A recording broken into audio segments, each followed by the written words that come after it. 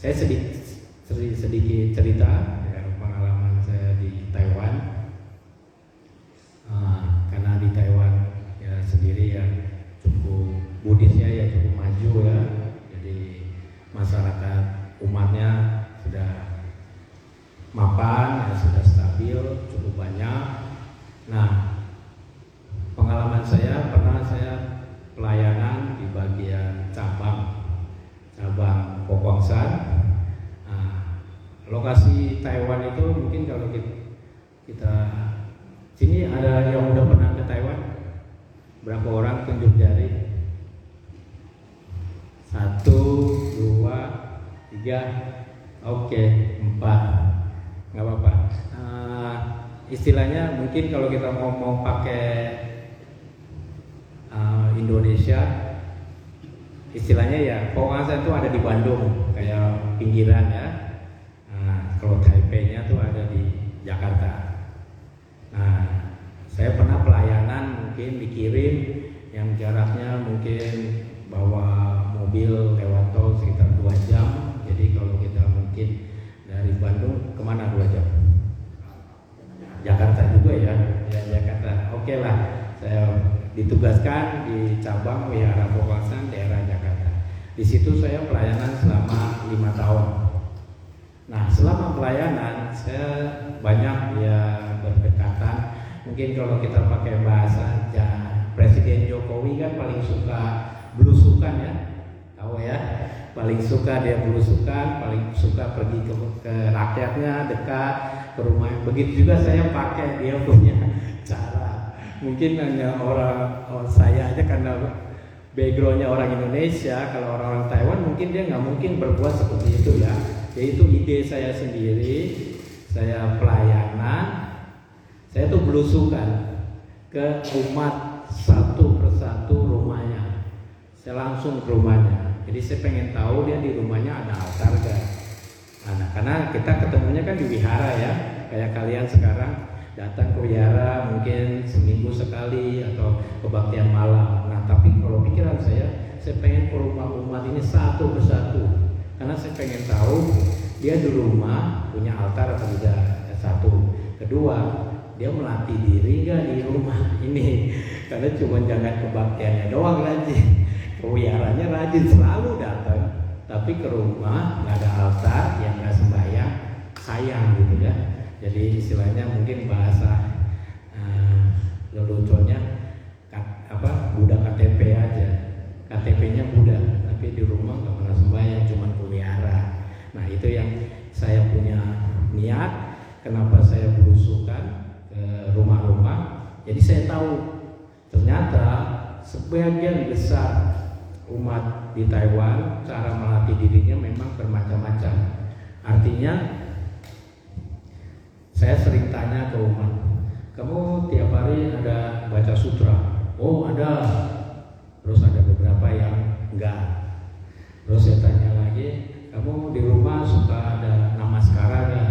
Namaskara pertobatan di depan altar rumah kamu melakukan namaskara pertobatan untuk menghapus karma-karma buruk kita, ya dosa-dosa kita lah kalau di agama Katolik itu. Terus umat jawab nggak ada. Terus saya tanya lagi, kalian di rumah ada meditasi rutin nggak? Rutin ya, tiap hari. Sebagian besar jawabnya nggak ada. Terus ada yang jawab kadang-kadang kalau lagi stres saja saya meditasi, kalau lagi libur saya meditasi, kalau lagi ada waktu. Nah, dari situ saya bisa lihat kondisi umat-umat di Taiwan, cara melatih dirinya kan. Tadi saya udah tanya 3, dia sebagian besar hanya membaca sutra. Ada yang jawab, saya rajin niemfo, ya, niemfo. Terus ada baca tapeco atau baca Om Mani Padme Hum. Nah, itu kan bagian dari baca sutra. Nah, dari situ saya sempat, karena dia jujur, saya kan orang Indonesia. Jadi di Taiwan itu sendiri banyak warung Indonesia ya. Warung Indonesia banyak karena TKW-nya juga paling banyak di Taiwan. Jadi sangat mudah untuk mendapatkan warung-warung Indonesia. Nah, saya ya suka suka ngopinya tuh ngopi 3 in 1 ngopi 3 in 1, jadi nggak suka kopi hitam ya, yang sebagian besar ada ngopinya kopi hitam nggak tanpa gula. Kalau saya nggak bisa, mesti tanpa gula, mesti tambah gula. Jadi nah, karena saya sering minum 3 in 1 ini, suatu hari saya meditasi, saya timbul ada ilham atau inisiatif atau suatu pencerahan ide, konsep ya. 3 in 1 ini kan semua orang juga kalau dengar kata 3 in 1, bahasa Mandarinnya sanhei, 3 in 1 ini orang pasti tahu. Nah, saya coba terapkan karena saya sendiri semenjak saya jadi biksu atau lagi di Indonesia, saya melatih dirinya seperti itu, cuman saya nggak pernah cerita ke orang. Artinya apa? 3 in 1 itu saya bukan mau ngajarin kalian minum kopi sesering mungkin yang 3 in 1 nggak bagus. Yang saya mau ajarkan, kalau bahasa Mandarinnya senkoi, nah, tubuh dari mulut, perkataan dan pikiran. Nah, 3 dari perkataan, nah mulut, dari tubuh perbuatan, mulut perkataan dan pikiran. Nah, dari 3 konsep ini saya harapkan umat-umat itu melatih dirinya yang tadi saya tanya ke umat-umat di Taiwan. Jangan hanya karena dia baca sutra berarti pakai mulut kan, melakukannya pakai mulut, dia rajin baca sutra, dia rajin niempo, dia rajin baca Om Mani Padme. Tapi yang 2 ini dia nggak lakukan. Tubuh ini kita bisa namaskara, dia nggak lakukan. Nah, terus yang pikiran ini dia nggak meditasi. Berarti dia selama ini, saya banyak tanya umat-umat di Taiwan, Aci udah berapa lama belajar Buddha? Wah, lagi aja belum lahir saya udah belajar. Wah, hebat amat. Saya belum lahir dia udah dekat sama ajaran Buddha. Tapi yang kita sayangkan, dia melatihnya ya cuma sempat baca sutra aja. Dia nggak pernah meditasi, dia nggak pernah bertobat, namaskara pernah. Jadi coba kalau si Aci itu bilang dia udah 40 tahun, 50 tahun melatih diri, kalau dia melakukannya 3 hal ini, saya jamin mungkin dia udah mencapai pencerahan ya tingkat tertentu. Nah, yang saya ingin coba sampaikan ke umat-umat 3 in 1 ini, dan itu saya lakukan setiap hari ya. Jadi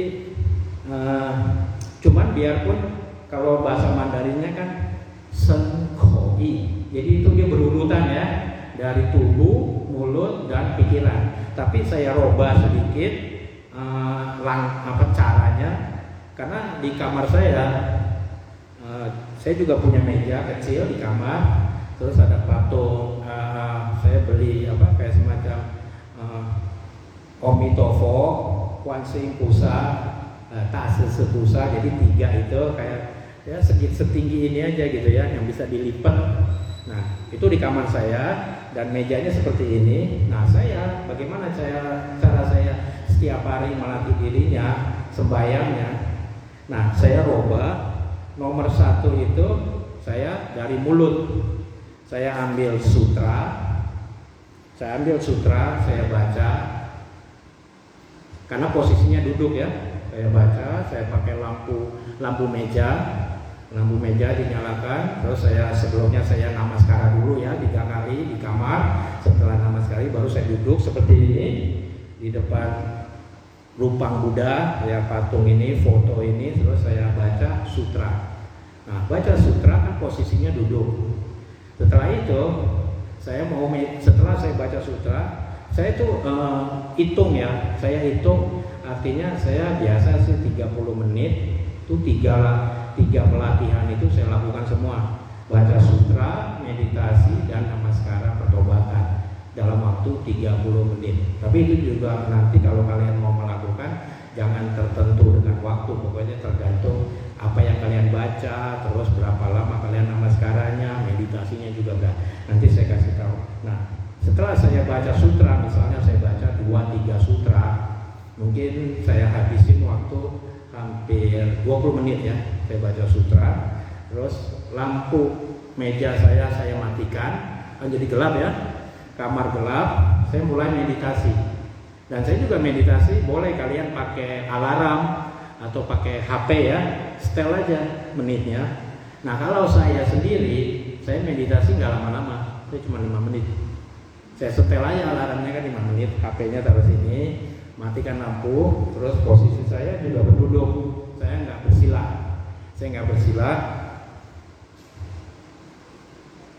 Jadi seperti kita pakai mudra aja, ya mudranya juga bebas ya. Yang penting kaki santai, pokoknya relax intinya. Terus intinya juga kita meditasi jangan biarpun batunya ada senderan kita jangan bersender. Nah, setelah saya matikan lampu meja, terus saya meditasi selama 5 menit. Nah, ini kan ada alarm, nanti dia bunyi titit titit. Terus saya matikan, berarti selesai kan meditasi saya. Terus saya mulai berdiri. Setelah saya berdiri, karena ini rupang Budanya di sini kan ya. Nah, terus saya langsung beranjali. Nah, biasanya ya untuk saya sih saya ada apa yang saya baca ya. Saya baca di situ ada namanya itu kalau bahasa Mandarinnya itu Fokwang Same Xiu Zi Fa. Itu dia ada 12 nama Buddha yang kita baca satu kalimat, terus saya pai sekali. Terus saya baca kalimat kedua, itu nama-nama Buddha ya, 12. Terus saya pai sekali. Jadi kalau saya bacanya satu kalimat, saya pai sekali, berarti kan 12 kali doang ya. Nah cuma saya pikir saya masih muda, saya masih sehat, bisa pai banyak. Karena kalau 12 terlalu cepat ya, nggak nyampe 1 menit habis. Nah jadi saya baca kalimat pertama itu saya ulang 3 kali, saya repeat 3 kali, jadi berarti kan 3 kali saya pai, kali 12 berarti saya lakukannya 36 kali pai. Nah jadi saya biasa seperti kalian tadi pai itu sakoi itu, jadi seperti itu, kita buka tangannya, kita tutup, kita berdiri. Jadi dari 3 yang tadi pertama kita membaca sutra, itu dari mulut, betul kan? Kita baca sutra. Setelah itu dengan pikiran kita meditasi. Jadi dapat kan? Kita meditasi dengan pikiran. Setelah itu kita berdiri dengan tubuh kita yang sehat. Kita namaskara pertobatan. Kita pai ke bawah, itu kan mendapatkan juga olahraganya, kita keringetan, terus ada hasilnya. Dan di samping itu kita juga menyebut nama-nama para Buddha itu. Kita lagi melakukan. Nah, kenapa pengertian ini namaskara pertobatan? Karena kalau kebiasaan saya ya, sebelum saya namaskara saya bicara kepada mungkin karena udah dulu ya lucu ini. Jadi mungkin kalau dulu masih baru datang ke Taiwan, saya ngomongnya bahasa Indonesia ke para Buddha, kepada para Buddha, Bodhisattva ya, pada seluruh dewa-dewa, saya muridmu, nama saya Hoco. Saya akan melakukan namaskara pertobatan. Semoga karma-karma buruk saya selama di hidup ini atau kehidupan yang lalu yang saya lakukan dari kecil sampai detik ini kepada keluarga atau kepada sesama, saya mohon ampun dan saya bertekad untuk tidak melakukan lagi, dan saya juga bertekad akan berbuat baik sebanyak-banyaknya setiap hari. Itu yang saya ucapkan, baru saya melakukan namaskara yang tadi itu. Jadi itu yang saya namakan, itu namanya namaskara pertobatan. Karena jujur kita manusia datang ke bumi ini, kita tuh nggak bersih, kita banyak bawa karma buruk masa lalu. Biarpun kita nggak tahu masa lalu itu apa yang kita lakukan, tapi pokoknya kita bawa. Dan kita juga di kehidupan ini dari kecil sampai sekarang, mungkin juga kita banyak melakukan hal-hal yang kita tidak sengaja atau dengan teman, dengan orang tua. Nah itu juga yang sudah kita sesali ya sekarang, tapi waktu nggak bisa balik lagi kan. Nah itu semua harus kita akui, dan kita namaskara ini berharap kita dapat pengurangan. Dan yang tadi saya poinnya, saya tadi ngomong, saya mengakui perbuatan dosa-dosa saya, karma buruk masa lalu, masa sekarang, dan saya berjanji tidak akan melakukan lagi, dan saya juga bertekad tiap hari melakukan kebajikan, perbuatan baik. Nah ini yang kita tiap hari ucapkan, ini akan menjadi kekuatan dalam pikiran kalian, karena kalian udah janji loh, Jangan ngebohongin diri sendiri.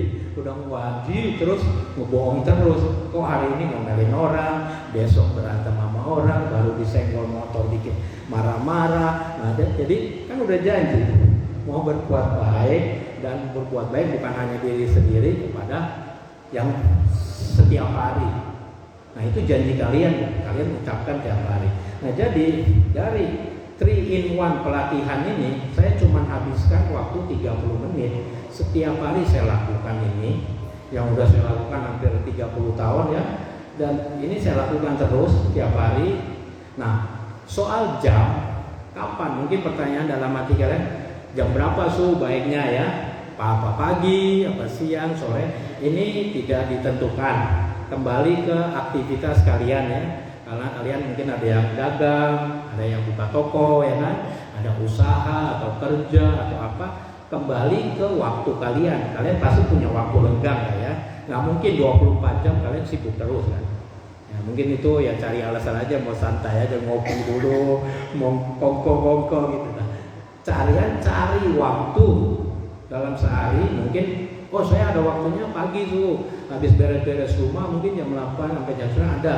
Atau siang-siang anak-anak bersekolah, saya di rumah sendiri bisa. Atau mungkin kalau bapak-bapak yang ke kantor, buka toko, malam baru balik ke rumah, setelah mandi, seger, lakukan hanya 30 menit di depan altar kalian, baca itu sutra, meditasi 5 menit, namaskara. Nah, untuk namaskara ini, karena saya kan memang ada tulisannya. Nah, untuk kalian saya sarankan bisa baca ya, misalnya 3 itu aja, 3 Buddha Sakyamuni, Namo Buddha, Namo Buddha Sakyamuni, terus Namo Buddha Vaisakya Guru, atau Nama Buddha Amitabha, kan 3. Itu bisa dibaca ulang-ulang sambil namaskara. Atau juga ada orang yang beberapa umat dia baca yang tadi kalian baca itu, Pasukafo. Tapi saran saya sih, karena itu cukup panjang ya, cukup panjang, saya bisa kasih ide, itu dipotong aja, ngerti ya? Jadi kan Pasukafo kan banyak. Kalau kalian baca tuh nggak cukup 20 menit, dan kalian juga ada. Nah, maksud saya kalian bisa bagi. Saya baca 12 aja dulu atau 15, besoknya baca yang keterusannya. Intinya sampai sampai 80 nama para Buddha. Itu juga bisa dipakai itu. Jadi kan ada bacaannya ya. Karena intinya yang kita mau lakukan adalah namaskara pertobatan. Nah, jadi bacaannya itu tidak ditentukan. Yang tadi saya kasih bisa dibaca. Nah, jadi inti dari Sanghei, dari 3-in-1 pelatihan Dharma 3-in-1 ini, kalau semua kalian bisa lakukan setiap hari rutin, itu kalian tuh udah melakukan semuanya, betul gak? Meditasinya dapat, pertobatannya dapat, baca sutranya dapat. Nah, kalau saya tadi saya sebelum baca sutra juga saya banyak ngomong dulu ya, mungkin kepada para Buddha Bodhisattva, muridmu, Pecong, saya di hadapanmu dengan rasa rendah hati, tulus ikhlas, saya akan melakukan kebaktian hari ini. Semoga, nah itu di situ kalian bisa berbicara harapan kalian. Misalnya yang buka toko nih, saya semoga saya setiap hari usaha toko ini semoga lancar, semoga saya juga jujur pada pelanggan, dan saya juga punya usaha ini bisa maju, bisa juga mendapatkan untung yang cukup, dan saya juga bisa punya kemampuan dana atau rezeki untuk berbagi. Itu kalian ngomong aja sendiri ya, dalam hati ngomong aja. Mungkin yang kalau usahanya atau ngantor, semoga saya kerja di perusahaan ini selalu jujur, rajin, semoga atasan saya juga bisa percaya saya dikasih kesempatan untuk berlatih, beradaptasi, melayani sebaik mungkin. Pasti kita juga akan memberikan harapan masa depan yang baik. Nah, misalnya kalau yang pelajar bisa, semoga sekolahnya rajin, kerjain PR-nya juga rajin, semoga tambah pinter, banyak teman, guru juga membimbing. Jadi semua kata-kata ini kalian ucapkan sendiri sesuai harapan kalian. Ngerti ya? Sesuai harapan kalian yang buka toko tadi kan, yang usaha wira swasta, yang sebagai guru atau kerja karyawan atau apapun. Ya apapun. Misalnya mungkin dalam hati kalau saya mau cari jodoh tuh, cari jodoh. Ya sebutin aja, semoga dalam beberapa bulan ini dengan kalian sering bersosialisasi keluar ke masyarakat, kalian dapat jodoh, ditemukan jodoh yang terbaik sesuai harapannya. Itu semua harapan kan, karena harapan orang kan macam-macam, betul kan? Kalau saya sih harapannya simpel-simpel aja, karena kita udah jadi biku, jadi nggak mungkin harapan saya mau cari rezeki, mau beli rumah, beli itu nggak mungkin. Jadi harapan saya semoga saya cepat memahami ajaran Buddha Dharma, mengenal diri saya sendiri, dan semua karma buruk saya terhapuskan. Semoga saya dalam kehidupan ini bisa mencapai pencerahan, itu yang saya mau. Jadi semua orang beda-beda. Nah setelah saya baca itu, saya baru baca sutra. Setelah saya baca sutra, saya meditasi dan namaskara pertobatan. Terakhirnya kalian juga harus, ini juga sering saya nasihati ke umat-umat, pelimpahan jasa. Huixiang Kongte, pelimpahan jasa. Nah pelimpahan jasa ini saya pakai cara saya dulu. Saya biasa bicara kepada para Buddha Bodhisattva, muridmu Pecong. Kenapa saya sebut muridmu? Karena kita kan dengan Sang Buddha hubungan kita apa? Guru dan murid kan, betul kan? Jadi Sang Buddha bukan pencipta alam semesta, dia seorang guru agung, ya kan? Yang kita hormati, dan kita juga suatu saat pengen jadi Sang Buddha karena kita bisa mencapai tingkat itu. Nah jadi kepada para Buddha, guru agung kita, para bodhisattva, muridmu, terus kalian sebut nama kalian sendiri. Saya namanya siapa? Yuni, Dewi, Anton, kamu sebut nama kamu, muridmu. Tadi saya sebut nama saya, Pecong. Jadi muridmu Pecong sekarang ada di hadapanmu, di hadapan Lupang Buddha, dengan rendah hati, dengan tulus ikhlas saya tadi sudah melakukan kebaktian yang saya lakukan, 3 in 1 itu kebaktian. Semoga karena apa yang kalian lakukan itu ada pahalanya, ada berkah yang kalian dapat. Nah, terus kalian jangan merasa serakah sendiri aja makan gitu, nggak mau bagi-bagi orang. Bahkan saya yang rajin, ngapain kasih suami, ngapain kasih anak, ngapain kasih ini. Wah itu berarti kan namanya kayak mau menang sendiri ya. Kok serakah banget, pahala aja mau bagi, apalagi duit gitu. Wah mungkin dipegang kenceng-kenceng, nggak ada duit, jajan dulu. Jadi kita belajar juga welas nasi kan, belajar berbagi, karena ini hanya berbagi pahala. Jadi saya selalu sebutkan setelah saya para Buddha Bodhisattva, muridmu Pecong, tadi selain melakukan setengah jam kebaktian ini, semoga kebajikan dan pahala yang saya dapat ini saya bagikan. Mungkin kalau saya urutannya, saya udah hafal sih ya. Saya urutannya dengan guru-guru saya yang di Pogangsan, guru saya, nama guru saya. Itu juga kamu sebutin aja ya nama.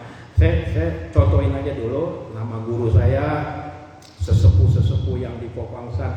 Nah, guru-guru saya juga. Terus saya sebutkan orang tua saya yang udah almarhum atau masih hidup juga bisa, nama orang tua sendiri, nama disebutin ya, papa, mama, namanya siapa, karena pasti tahu, nggak mungkin nama papa sendiri nggak tahu, masa nanya tetangga, bapak saya apa. Jadi sebutin namanya itu. Terus kalau yang berkeluarga, yang perempuan suaminya disebutin, kalau yang laki-laki istrinya disebutin, terus anak berapa sebutin semua. Itu saya juga sebutin sesepuh, terus keluarga saya, kakak-kakak saya. Terus setelah itu saya berbicara lagi, semoga mereka semua bisa jasmani rohani sehat, rezeki lancar, yang berumah tangga rezeki lancar, terus keluarga harmonis, terus dalam melatihan dharma ini cepat mencapai kebijaksanaan, terhapus semua racun-racun penderitaan dalam diri. Nah itu saya ucapkan setelah selesai itu. Jadi kenapa saya sebutkan nama pelimpahan jasa ini? Ada satu umat bertanya, kalau saya pelimpahan jasa itu sering saya sebutkan, semoga semua makhluk hidup terbebas dari penderitaan. Sekarang begini, kenapa saya sarankan ke umat, kita mesti lihat porsinya. Kapan kita harus melakukan pelimpahan jasa untuk semua makhluk, kapan untuk kalangan diri sendiri aja, kalangan keluarga. Kenapa ini beda? Kalau kita cuma sendiri yang melakukan kebaktian, jujur aja kalau kita pakai hitung-hitungan ya, hitung-hitungan angka, kita ini cuma dapat pahala dan kebajikannya cuma cepet aja, 100 perak. Nah kalau 100 perak kalian bagi semua makhluk, cukup nggak? Tahu nggak makhluk hidup berapa tuh jumlah totalnya? Kan nggak bisa dihitung kan? Semua makhluk hidup ada 6 alam loh, ya kan? Alam binatang, setan kelaparan, alam neraka, alam manusia, alam surga, alam dewa. Itu semua makhluk kan termasuk. Nah sekarang pertanyaan, kalau kalian cuma duitnya cepet, mau bagi dia bagaimana baginya? Kalkulator kalau dipakai juga rusak itu 0,00000. Jadi nggak cukup kan? Kasarnya gitu aja, nggak cukup karena pahala kamu cuma 100 perak malam ini melakukan. Jadi bagaimana baginya? Bagilah ke keluarga kamu yang ruang lingkupnya kecil. Paling keluarga ya paling banyak, misalnya papa, mama, nenek kakek yang udah almarhum boleh termasuk yang udah wafat ya, bukan yang hidup aja. Nenek atau almarhum kita atau leluhur kita, kalau kalian masih ingat namanya sebutin. Paling 2 kan, suami istri kan pasti kan, leluhur kan, nenek kakek cuma 2. Terus papa mama kalian yang kandung, nah, terus suami kalian atau istri kalian tambah anak. Kan paling banyak 10 dah ya. 10 100 perak bagi 10, dia dapat 1, kalian masih ada 90 perak. Jadi masih untung kalian. Kalau hitung-hitungan duit kita paling bisa ngitung ginian untung ruginya. Kita masih tiap hari cuan 90 perak. Ngerti gak? Nggak rugi kan? Kita cuma bagi 10 perak satu-satu. Karena hukum karma itu siapa yang berbuat yang dapat. Yang sembahyang kan kamu, berarti pahala yang banyak kamu lah. Orang tua yang saya bagi itu cuma dapat satu doang. Kan dia nggak berbuat. Kita mau bagi dia dikit lah. Karena apa yang saya lakukan, saya mau berbagi sedikit aja. Nah dia dapatnya dikit. Kalau orang tua saya mau banyak, ajarin dia sembahyang supaya dia lebih banyak cuannya. Jadi 90 setiap hari 90, setahun berapa? 10 tahun berapa? Kamu banyak itu pahalanya. Itu kita umpamakan pakai duit lah ya. Nah, kapan kita melakukan pelimpahan jasa untuk kepada semua makhluk hidup? Biasanya lebih cocoknya pada saat kita ikut kebaktian kayak sekarang, karena ada bikunya, ada banyak orang, terus ada dihadirkan para Buddha, Bodhisattva yang hadir di wihara ya. Terus kita kebaktian pagi, kebaktian malam. Terus kalau misalnya kalian ikut acara-acara misalnya Mitofo kan, Sentan ulang tahun Buddha Amitabha ya kan. Terus ulang tahun Buddha Basatya Guru. Nah kalau acara-acara besar ini, terus sembahyang ulambana, betul kan? Atau ada acara apa yang besar, yang banyak bikunya memimpin. Nah pada saat itulah kalian ikut kan, salah satu di dalam wihara itu. Nah pada saat itulah kalian bisa juga bilang pelimpahan jasanya ya kepada para Buddha Bodhisattva muridmu. Nama siapa? Sebutkan. Saya hari ini ikut ulambana, sembahyang ulambana yang dihadirkan ribuan orang, para sangha, anggota sangha. Semoga makhluk kebajikan pahala yang saya dapat hari ini, yang udah ikut 5 jam, 3 jam kebaktian ini, saya limpahkan kepada semua makhluk hidup yang menderita, khususnya yang di alam binatang, alam setan kelaparan, alam neraka. Semoga mereka cepat terbebas dari alam menderita dan tumimba lahir ke alam manusia. Semoga juga mereka punya karma baik mendengarkan ajaran Buddha dan menjadi umat Buddha dan melatih bersama kita. Nah itu kenapa pada saat melakukan itu kalian dapat pahalanya bukan cepet aja, ya bukan cepet-cek, itu udah tak terhitung, berlimpah-limpah pahalanya. Nah makhluk hidup juga kan tak terhitung. Itu pas, kasih makhluk hidup pas, karena pahala yang kalian dapat yang hadir, yang ikut acara sembahyang itu pahalanya berlimpah-limpah. Karena bukan sendiri kan melakukannya, rame-rame, terus ada ribuan umat, tambah banyak tambah bagus, bikunya ada 5, ada para Buddha, para dewa ikut hadir. Itu yang namanya pahalanya besar. Nah kalau kamu mau bagi pelimpahannya buat makhluk hidup, itu baru pas. Ngerti kan? Jadi kapan kita melakukan pelimpahan jasa untuk warga, kapan untuk makhluk hidup. Jadi di sini dibedakan. Bukan saya bilang jangan, tapi ada beberapa momen kebiasaan ya, karena udah terikat atau kebiasaan dari kecil. Saya biasa gitu semua, dikit-dikit kepada semua makhluk semoga terus berbahagia, semoga ini. Iya, tapi kamu cuma dikit ya. Memang sih tetap bisa dihitung, tapi sangat dikit gitu. 0,00000,1 makhluk hidup dapatnya itu udah di bawah minus. Ya itu dapat segitu mau sampai kapan dia mencapai kebebasan. Jadi kalau kita hitung-hitungan lama, kalian aja hidup paling di bumi ini, di dunia ini hidup cuma sampai 80 ya kan, 80 90 sudah mau bye-bye. Jadi cuma ngasih tiap hari ke makhluk hidup 0,000,001, mau sampai kapan? Nggak cukup kan 80 tahun kalian, belum tentu juga 80 tahun kalian mati diri. Paling baru belajar saya baru kemarin, saya umur 30 baru belajar Buddha. Nah terus sekarang saya udah umur 50, ya cuma 30 tahun. 30 tahun buat bagi mana itu dikit banget, mendingan bagi keluarga aja, lebih gampang itu. Jadi itu emang hitung-hitungannya begitu. Jadi kapan kita berbagi pelimpahannya buat keluarga, kapan untuk makhluk hidup. Nah saya kasih contoh aja begini, biar kalian lebih ngerti. Kalian pernah pergi ke suatu kayak misalnya kebun atau taman nasional, atau pergi ke restoran. Saya pernah pergi ke restoran di Taiwan, dia ada kolam ikan koi, kolam ikan yang Jepang itu, yang besar-besar banget ikan koinya itu ya, ikan koinya itu besar-besar. Terus biasanya kalau ada yang kolam-kolam ikan itu biasanya di samping ada suka jual obat kan, makanan ikan, tahu kan? Makanan ikan di Taiwan mahal, cuman plastik kecil. 100 perak. Plastik kecil 100 perak, duit kita udah 50.000 ya. 50.000. Satu plastik kecil banget kan. Terus biasa banyak orang beli kan untuk kasih ikan-ikan itu. Kalian pernah gak punya pengalaman? Pada saat kalian beli cuma satu bungkus kecil aja, terus kalian ke pinggir kolam itu, ikan-ikan pasti nyamperin kalian.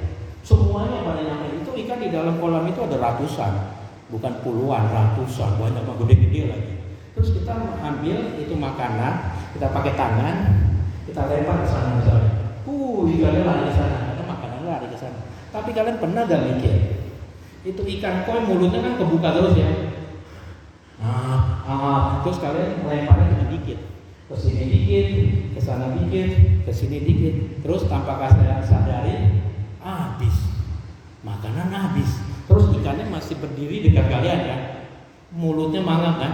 Tapi yang kita mau pikirin apa? Lihat tuh mah, lucu ya ikannya. Waduh, mangap-mangap tuh. Kita kemana aja dia ikut. Kita kesini.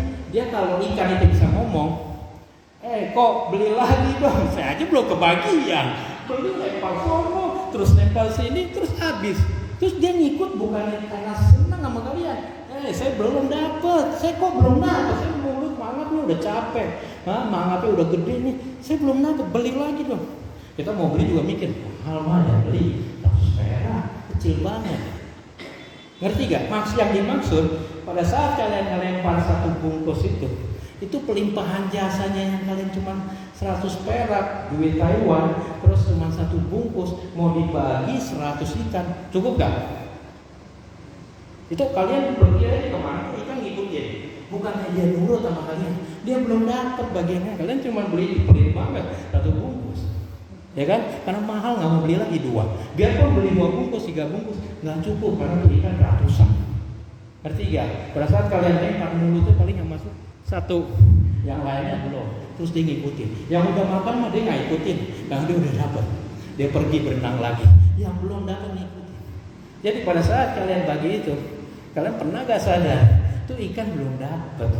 Jadi sekarang kalian mau limpahkan jasa ke makhluk hidup yang lebih dari 100 ikan ini. Boro-boro semua makhluk hidup yang di sini aja belum kebagian, ngerti gak? Ini mah realita dan contohnya real banget kan. Makanya saat saya lagi pergi ke tempat pelantikan itu kebetulan ada banyak umat-umat beli. Terus saya ngomong seperti ini biar dia sadar kenapa pelimpahan jasa harus dibedakan. Kapan kita kasih ke keluarga, kapan kasih makhluk hidup.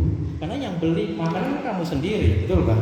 Bukan ribuan umat yang beli bersamaan. Atau misalnya kebetulan kita ikut tur lah ya, terus ada 40 orang beli makanan ikan, terus ikan itu misalnya belinya banyak. Itu cengli juga karena belinya banyak. Yang beli ada 100 orang, terus 100 bungkus, terus bungkusnya juga besar, dibagi ke ikan, ikannya juga kebagian sama rata. Itu cengli kan, karena 100 orang. Sama juga yang tadi saya bilang, kalian ikut sembayangnya kan puluhan orang, ya kan? Ada anggota sanghanya, ada para Buddha ikut hadir, itu besar. Dari situlah kalian mesti bedakan kapan harus melimpahkan jasa untuk keluarga, kapan untuk makhluk hidup. Jangan dibalik-balik. Kita lagi sembahyang di rumah, pelimpahan jasanya kasih makhluk hidup. Yang pas ke wihara, pelimpahan jasanya kasih keluarga. Ya keluarga sih dapat emang lebih besar sih, nggak salah juga. Ya besar sih dapatnya. Cuma kalau kita mau ngomong secara belajar welas asih, kasih sayang, kita mesti yang adil. Kasihlah kepada makhluk hidup mungkin. Bukan juga kita nyumpahin atau berharap leluhur kita semoga jangan terlahir di alam sengsara ya, di alam binatang, alam setan keleparan atau neraka. Tapi siapa tahu ya, kita nggak tahu leluhur kita mungkin ada di sana. Jadi kita doakan semoga mereka bisa terbebas. Nah jadi kembali ke 3 in 1 pelatihan ini, saya ya berbagi ke kalian, bisa kalian pertimbangkan, bisa kalian coba renungkan, terus pikirkan kalau masuk akal, kalau misalnya bisa paham, bisa kalian coba di rumah melakukan itu. Misalnya pertanyaan kalian pasti ada, saya baca sutranya berapa banyak Saya sih saranin ya, karena kalian sih umat biasa, perumah tangga, jangan baca sutra banyak-banyak.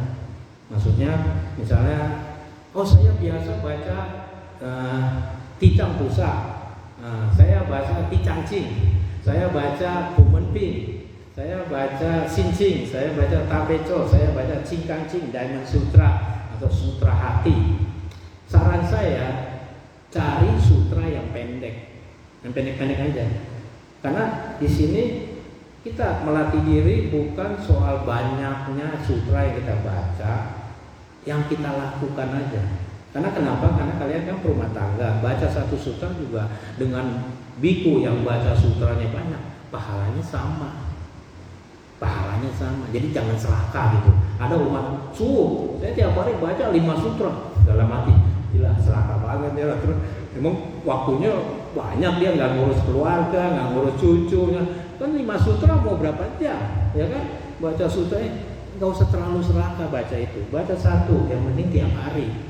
Itu yang poinnya, tiap hari, bukan banyaknya sutra yang dibaca. Misalnya saya setiap hari baca Sincing, bisa, ya Sincing aja tiap hari. Sincing cukup, pendek, bacanya pelan-pelan, jangan cepet-cepet, bacanya pelan-pelan dengan pelafalan yang jelas, baca Sincing. Terus meditasi 5 menit. Setelah itu namaskara, pertobatan. Atau kalau kalian merasa Sincing pendek oke lah, kasih tambahan dikit, Tapeco sama Sincing 2 aja. Bacanya pelan-pelan, paling ya 10 menit, 15 menit ya, cukup. Terus meditasi 5 menit, namaskara. Totalnya yang saya targetin, sehari kalian dalam waktu 30 menit lakukan 3 hal itu tiap hari, 30 menit aja, jangan diperpanjang. Maksudnya jangan terlalu terikat kayak serakah gitu. Bisa saya mau 1 jam, karena saya di rumah nganggur, nggak ngapa-ngapain. Untuk pelatihan diri kita butuh konsisten dan waktu yang sudah ditempatkan. Jadi kita nggak berubah-berubah. Hari ini setengah jam, besok 45 menit, lusa karena kita libur nggak kerja, 1 jam. Kalian bisa bingung gitu karena ganti-ganti. Tiap hari setengah jam. Setahun 365 hari setengah jam aja. Dimanapun kalian bisa lakukan. Terus mungkin kalian bertanya lagi, kalau kita lagi jalan-jalan gimana Lagi kita ke Amerika nih, mau ke Eropa, emangnya di hotel nggak bisa sembahyang? Bisa kan? Jangan cari alasan. Jangan cari alasan. Di hotel kita pulang jalan-jalan, habis mandi kita setengah jam aja kita bawa aja patung Buddha atau foto, ya kan? Saya juga selalu bawa patung Buddha. Nah, karena saya nginep di rumah umat, kadang di wihara, saya juga ke kamar balik, saya keluarin aja patung itu, saya baca sutra, saya meditasi, sama juga kan. Jadi nggak ada alasan kan. Masa saya cuma di Taiwan doang baru sembahyang? Kan nggak mungkin kan. Kita tiap hari juga harus sembahyang. Jadi itu alasan aja kan, alasan manusia untuk cari saya. Oh saya jadi karena jalan-jalan keluar kota ke luar negeri nggak usah sembahyang dong. Itu kan alasan ya. Kalau kalian ya bu, kita nggak tahu umur kita ya, kapan kita mungkin di sininya nanti wafat, kapan meninggal kita nggak tahu. Ngapain kita nunggu pulang baru dari Amerika baru sembahyang? Berarti ya, karena Pawo Tangsya hari ini kita masih hidup, haruslah berterima kasih, bersyukur karena kalian masih punya nafas, masih bisa berbuat baik, masih bisa melakukan kebaktian. Itu yang kalian harus syukuri. Terus kalau saya mau berbagi, saya setiap pagi bangun tidur nih. Saya tiap bangun tidur saya pasti meditasi. Tapi bukan ini yang saya mau bagi. Saya tuh ngomongnya banyak. Mungkin kalau bahasa ini saya cerewet dalam hati. Saya kalau bangun tidur selalu bilang gini kepada para Buddha. Bangun tidur ya, masih di rebahan ya, masih berbaring, lampu juga belum dinyalakan karena baru bangun, baru melek. Saya langsung ngomong kepada para Buddha, Bodhisattva yang Maha Pengasih, muridmu, Pecong, terima kasih hari ini saya masih hidup. Kalau saya mati kan pasti tidur mati, mana keburu sama guru saya nggak pamitan, sama teman sekamar sebelah kamar nggak pamitan. Nah, pada mati kan mana tahu kan, tinggal orang ketahuannya entar sore, kok nih orang nggak keluar dari kamar, saya udah lewat. Nah jadi dengan pemahaman itu kapan ajal kita datang saya nggak tahu. Saya tiap hari mengucapkan kata-kata ini kepada para Buddha, Bodhisattva yang Maha Pengasih, muridmu, Wecong, hari ini saya masih hidup dan diberi kesehatan. Dan sangat terima kasih saya punya kesempatan banyak untuk melakukan kebajikan, pelayanan kepada semua makhluk. Nanti saya akan kerja, nanti saya akan ketemu banyak orang. Saya akan berusaha semaksimal mungkin untuk berbuat kebaikan, berkata yang baik, melakukan perbaikan dan pikiran yang selalu positif. Itu yang saya katakan. Karena hanya hari ini saya punya kesempatan. Besok saya nggak jamin. Kalau besok saya masih hidup, saya nggak jamin. Jadi saya nggak mau ngomongin besok, karena besok itu urusan besok kan. Hari ini aja saya hidup. Jadi dengan pikiran positif hari ini, kalau sudah mulai dengan pikiran positif, itu akan menjadi energi yang kuat tuh, aura yang kuat, karena di alam bawah sadar kalian yang 6, 7, 8 itu akan terekam tiap hari kalian ngomongnya ini kan, diulang lagi, besok diulang lagi, di repeat aja, nggak usah diganti-ganti. Saya ngomong juga diulang lagi tadi kata-kata itu. Terus saya bangun, saya meditasi di tempat tidur, terus saya bangun sikat gigi, terus siap kebaktian pagi, terus ini. Tapi setiap saya bangun saya ngomong itu, ngomong yang tadi itu, terima kasih karena saya masih hidup. Berarti saya masih punya kesempatan. Karena urusan besok, saya nggak mau bahas besok itu urusan besok. Nanti saya malam tidur, kali aja lewat. Nah, saya juga mungkin kita sih sebagai biku agak beda dengan perumah tangga karena kita kan terima sila ya. Nah, dalam satu sila itu ada tertulis bagi kita biku-biku ini, anggota sangha ini, kita hidup tiap hari itu. Ini tanggal berapa? Ini tanggal 7 ya. 7 September 2022. Kalau bagi saya, ini hari terakhir saya. Ini hari terakhir. Artinya saya taruh mindset di otak saya, ini hari terakhir saya. Karena saya nggak tahu besok kalau masih hidup. Mungkin besok saya tidur di rumah umat, kalau besok saya lewat, napas saya juga nggak ini lagi, stop. Kan saya lewat. Jadi ini hari terakhir. Nah kalau saya tahu ini hari terakhir, saya nggak mau rugiin lagi waktu ini berbuat marahin orang, ganggu orang, atau cari masalah ke orang. Saya nggak mau, karena ini hari terakhir saya. Saya nggak mau melukai hari yang terakhir ini selalu untuk berbuat baik. Jadi dengan mindset itu di anggota sangha kita ada sutra sila kita, hari ini adalah hari terakhir kamu. Itu setiap hari kita pikirinnya begitu. Jadi kalau kita di kamar ya, bukan hanya di gowongsan, kita di kamar sebelum tidur kita tuh sepatunya kita taruh rapi, kaos kakinya kita lipat rapi, terus kita yang nggak ada baju tidur ya, kita pakai baju dalam aja, ininya juga kita gantung, kita tidur, kita kaos kaki juga rapiin, kita tidur. Artinya kita nanti kalau misalnya malam ini saya lewat atau saya udah wafat, saya juga meninggalkannya dengan rapi, tidurnya juga dengan tenang, terus pakaian juga rapi, nggak berantakan. Nanti kalau ada orang-orang pengen masuk kamar saya, dia melewatinya dengan semua udah rapi, karena kita udah siap. Sekarang berangkat juga siap, nggak usah nunggu atau karena kita nggak tahu ajal kita kapan. Nah itu konsep itu anggota sangka semua ada. Jadi kita setiap hari selalu kenapa harus melakukan baik, melakukan perbuatan baik, karena nggak ada alasan lagi saya untuk melakukan perbuatan yang enggak yang negatif atau marahin umat atau salah paham sama sesama biku kita, karena kita nggak ada waktunya. Hari terakhir jadi saya lakukan sebisa mungkin. Misalnya ada orang marahin saya atau salah paham, saya sabar. Saya mungkin di samping sabar, saya doain orang itu semoga dia jangan marahin orang lain lagi ya, karena dia bikin karma buruk. Marahin saya aja karena saya akan sabar. Nah, semoga dia jangan marahin yang lain, karena kesian dia bikin karma buruk ke banyak orang. Nanti kesian dia dapat karma buruknya berlimpah-limpah, kesian dia. Kita doain orang yang marahin kita. Ya, tapi itulah pelatihan yang kita ini. Yang bukan berarti maksudnya kayak ya nakut-nakutin atau kalian wah besok saya ini. Tapi itu hanya mindset untuk kita ngingetin diri sendiri, nggak punya alasan untuk berbuat yang enggak, karena ini hari terakhir. Seolah-olah seandainya kalian udah divonis sama dokter, wah karena kamu kanker terus sudah stadium 4, kamu tinggal 3 bulan. Wah, tinggal 3 bulan, mau ngapain tinggal 3 bulan, kamu udah bye-bye ya. Tapi itu kan prediksi dokter. Tapi seandainya kalian itu apa yang mau kalian lakukan selama 3 bulan ya? Karena waktu kalian udah tinggal 29, 28, 20, wah besok tinggal ini terakhir. Nah kita di anggota sangka kita gak usah nunggu 3 bulan.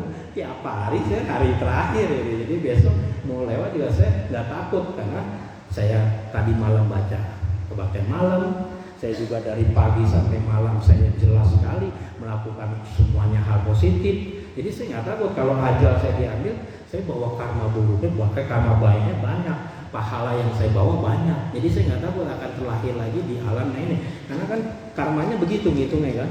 Siapa yang berbuat banyak, dia akan terlahir di alam yang lebih baik. Jadi kita nggak takut ke sana. Jadi nggak ditakut-takutin orang, atau kita takut sama orang bilang apa, peramal bilang apa, ini bilang apa. Percaya mendiri sendiri. Tiap hari apa yang kamu lakukan, kamu lebih tahu kan. Kamu lebih tahu, lebih jelas.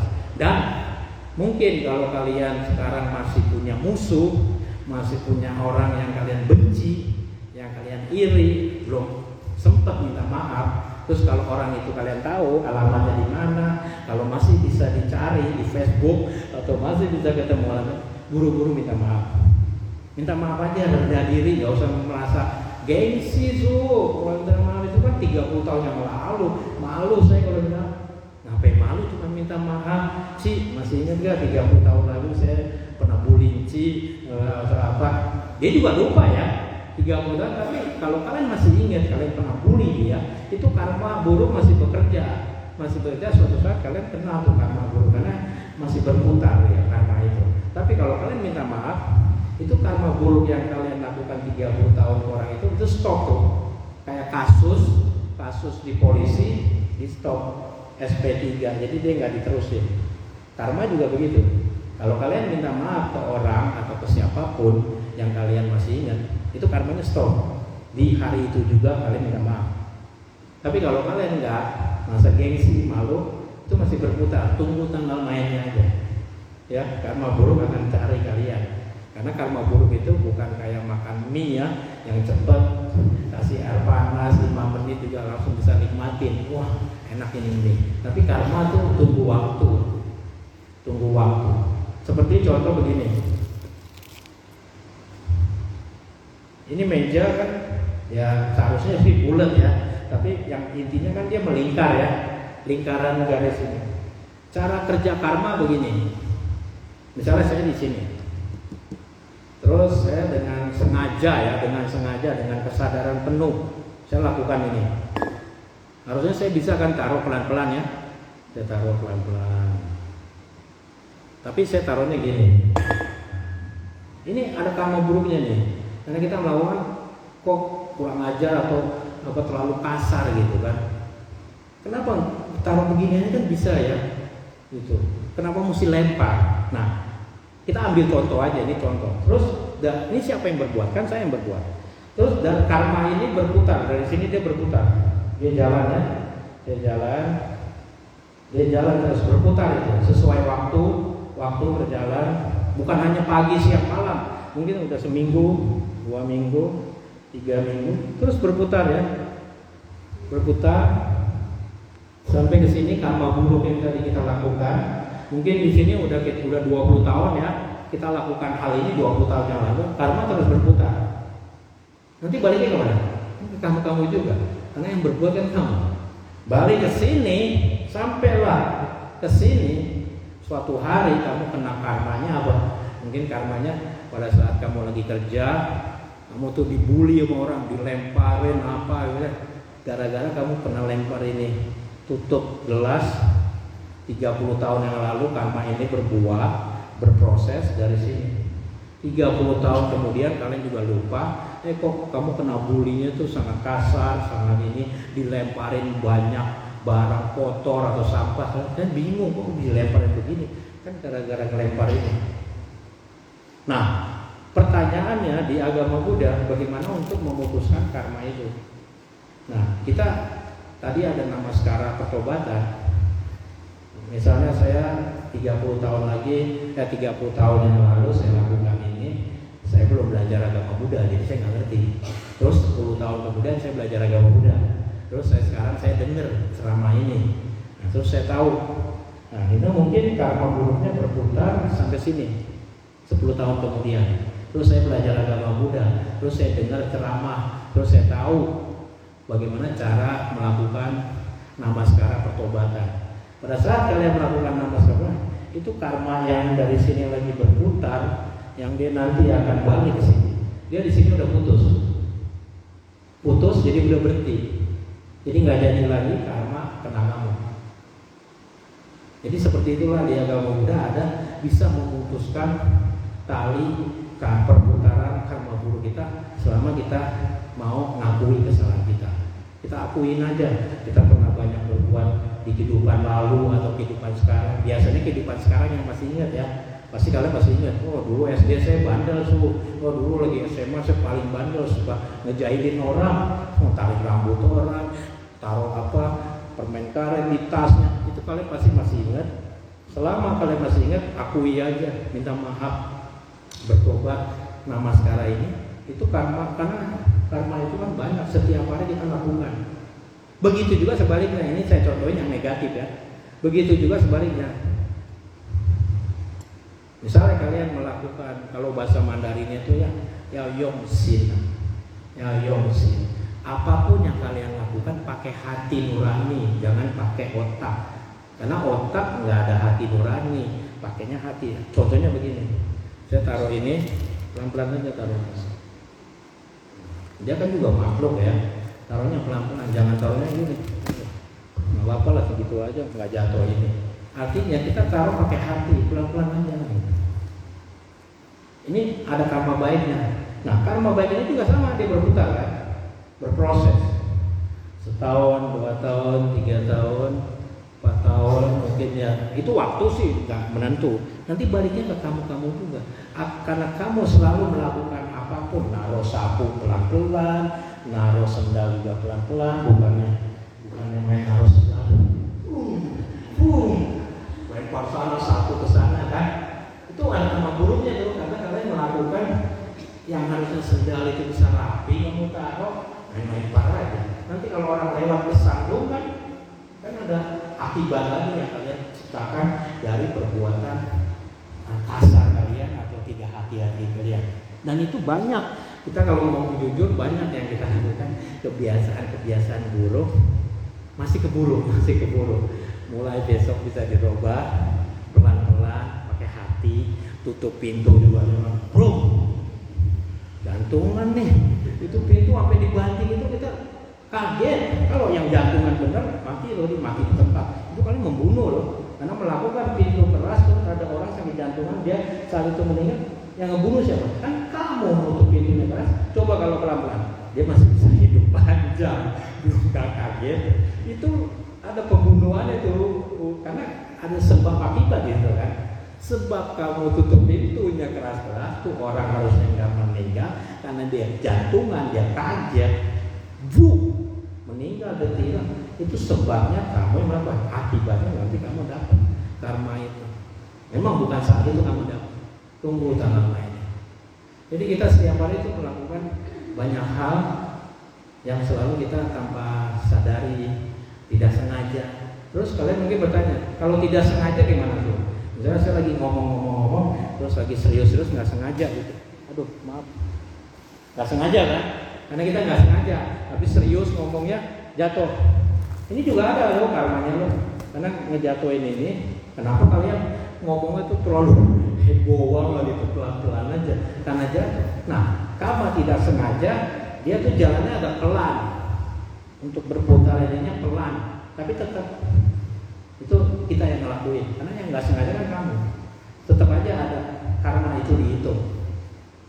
Itu dia berjalan, cuma pelan sekali, karena kamu tidak sengaja, nggak sengaja mau jatuhin ini, cuma pada saat tingkah laku kalian apa ya mungkin nyenggol orang, atau kita lagi ngomong serius-serius, jatuhin kafe orang, jatuhin gelas orang, jatuhin nyenggol HP orang, itu nggak sengaja. Kalian juga minta maaf ya, saya nggak sengaja, nggak tahu ada orang di belakang. Tapi itu udah perbuatan yang terjadi. Tapi ya kalau kalian sih saat detik itu minta maaf, ya langsung putus ya, yang tidak sengaja. Tapi kalau misalnya yang mungkin yang tadi saya contohin ini, saya minta maaf sama tisu juga deh, dia tisu aja. Nah, jadi tetap itu terjadi di situ karma yang tidak sengaja. Nah, bagaimana untuk menetralisir perbuatan yang kecil-kecil ini? Perbanyaklah berbuat baik. Karena karma itu kayak timbangan. Kalian pernah kalau ibu-ibu pergi ke pasar, kan lihat timbangan tuh ya. Saya mau beli bawang sekilo, terus si ibu itu kasih timbangan yang besinya sekilo kan, terus di sininya kasih bawang, betul kan? Seimbang baru kan. Ini berapa Ci? Oh, bunga bawang sekilo. Nah, misalnya 10.000, dia timbang kan. Sini timbangannya 10 kilo, 1 kilo, bawangnya sekilo, baru kasih kan. Nah, begitu juga hukum karma. Tambah banyak kalian, misalnya contoh lah, yang timbangan ini adalah karma baik, yang bawang ini adalah karma buruk. Misalnya dia seolah-olah ini bawangnya kebanyakan. Misalnya dia taruhnya 1,5 kilo, dia kan ke bawah kan, keberatan, karena kalian cuma taruh timbangan sekilo. Artinya ini karma baiknya dia kan naik, yang karma buruknya kan terbalik, yang karma baiknya ini dia menurun, karma buruknya menurun, karma baiknya otomatis naik. Artinya sebanyak mungkin kalian berbuat baik, apapun yang kalian lakukan yang tidak baik, tidak sengaja, itu tertekan karena akan perbuatan baiknya. Jadi sebenarnya hidup itu kita tiap hari itu lagi bayar utang gitu ya. Nggak ada habis-habisnya bayar utang, bukan bayar utang ke warung aja, bayar utang ke karma buruk kita yang kita lakukan di masa lalu dan di masa sekarang. Yang memang sih bahasa Mandarinnya mewah, meliau, capek loh, nggak ada habisnya. Sampai kapan? Ya nggak sampai kalian hidup nanti meninggal, tumbuh lagi, datang lagi ke bumi ini lagi, jadi laki atau perempuan, bayar lagi utang, capek loh. Dan itu terulang-ulang terus. Dan itulah takdir kita, harus bayar terus. Nah tapi semua ada harapan. Kenapa kalian juga mesti bersyukur? Harusnya bersyukur. Kalian hari ini biarpun di luar hujan, tadi macet, masih mau datang ke sini, masih mau ikut kebaktian, itu kalian benar-benar punya kebijaksanaan yang luar biasa. Karena kalian masih mau melewati semua kendala ini, hujan, macet, masih mau dengan para Buddha, dengan para bodhisattva, ikut berlatih dengan sesama umat sedharma, ikut itu ini perbuatan baik loh, dan pahalanya sangat besar. daripada kalian saat ini di rumah lagi nonton drama Korea atau nonton TV, nonton apa sambil ngopi atau lagi ngerumpi. Sayang kan? Mendingan datang ke sini sembahyang, tambahkan karma baik daripada di rumah habisin di TV udah ikut baper lagi, nangis lagi. Itu kan serial doang, kenapa ikut nangis?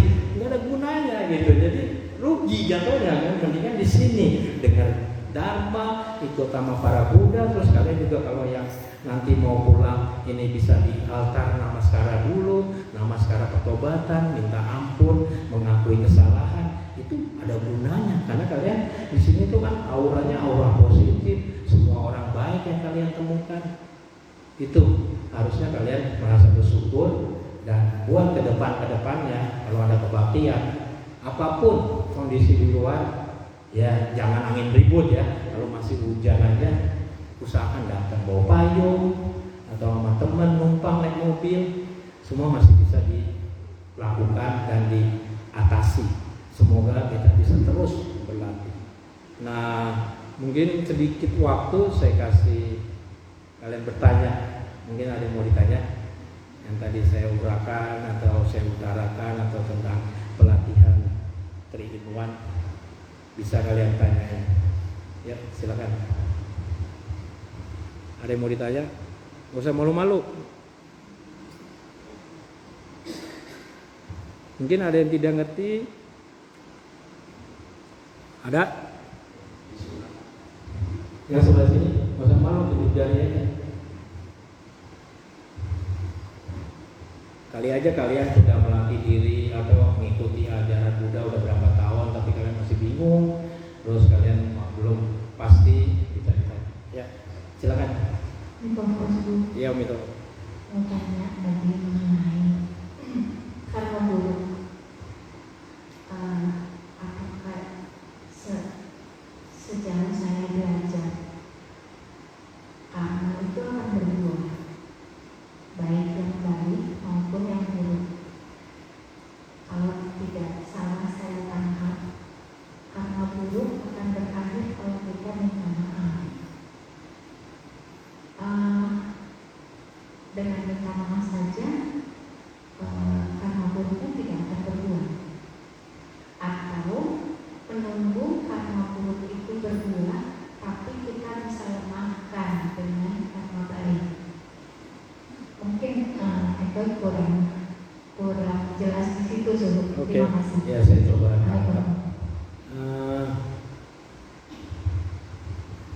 Karma, perbuatan karma baik atau buruk itu tuh seperti kayak kita nanam pohon ya. Kalau kalian mungkin pernah beli bibit cangkok, pernah lihat kan misalnya mangga tingginya pohonnya segini tapi udah berbuah, itu namanya pohon cangkok ya, mangga cangkokan.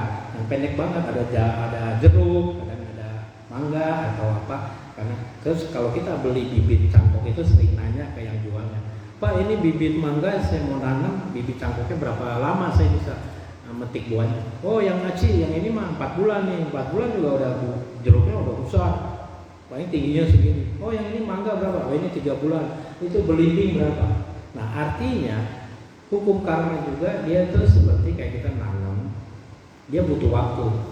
Kita mesti udah beli bibitnya, nanti yang jualnya bilangin, Aci mesti rajin siram ya, siram air, kasih matahari yang cukup. Terus kalau mau lebih cepat sih mungkin ke 4 bulan loh, 3 bulan juga bisa. Kalau Aci mau beli bibitnya, bibit pupuk ya, pupuknya buat tambah mempercepat matang gitu kan, bergantung kita. Artinya kita masih butuh 4 bulan untuk menunggu menikmati buah bibit yang kita beli, atau mangga atau belimbing atau jeruk, kan butuh 4 bulan. Begitu juga hukum karma. Ini contoh aja sih 4 bulan ini. Artinya dia nunggu proses itu. Yang tadi saya bilang, dia nunggu proses, disiramin dulu, kasih pupuk, siram matahari, ada kuman apa enggak, kita juga mesti periksa daun-daunnya. Kalau banyak kuman kita semprotin pakai pembasmi hama atau apapun untuk kita jaga. Terus nanti dia menghasilkan dengan waktu yang tepat. Mungkin ya nggak tepat-tepat aman, tapi kurang lebih sesuai yang jualnya itu 4 bulan atau 4 bulan lewat seminggu udah matang terus kita nikmati hasilnya. Begitu juga hukum karma yang baik atau buruk, dia itu tunggu waktu. Tapi yang tadi saya bilang, karma buruk itu sendiri bisa kita putusin di tengah perjalanan untuk langsung jangan berproses, dengan kita kesatu ya mengakui kesalahan di hadapan para Buddha, terus kita namaskara, minta ampun. Itu karena jujur kita manusia banyak yang kita perbuat sih ya, bukan hanya satu kasus, bukan hanya satu masalah yang kita perbuat karma buruk, banyak banget. Kita juga nggak bisa ngitungin ya, banyak. Tapi yang kita perbuat ini mungkin dia tuh lagi ngebayar yang 30 tahun punya karma buruk, terus pada saat sekarang kalian banyak berbuat baik, dia tuh ngebayar yang 50 tahun yang lalu punya ini. Jadi bukan yang sekarang, jadi nggak cepet gitu dapat. Misalnya saya berbuat baik, apapun, kita nolong orang, kita berdana, terus langsung dapat rezeki berlipat. Enggak, bukan begitu cara kerjanya. Dia butuh waktu. Dan begitu juga karma buruk, karma baik. Kita udah dalam setahun ini saya banyak berbuat baik, rajin kewiyara, berdana, melakukan dana sosial, ikut nyumbang atau melakukan pekerjaan volunteer, bantu wiyara, bantu masyarakat dalam setahun doang. Nah itu karma baik. Tapi di tahun kedua kalian udah males suruh bantu nggak mau, terus nggak mau kewiyara lagi, terus nggak sembahyang juga males. Itu yang setahun yang lalu tadi udah rajin, habis tuh sama yang setahun kedua udah ditutupin. Jadi kayak ya habis ya, harusnya tadi karma baiknya udah setahun kita tanam, terus setahun kalian males ya, jadi ya udah impas kan.